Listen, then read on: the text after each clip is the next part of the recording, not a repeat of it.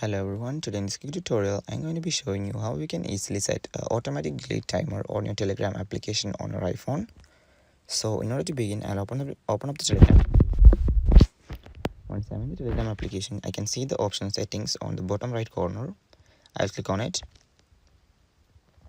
And if I scroll down a little bit, you can see the option privacy and security.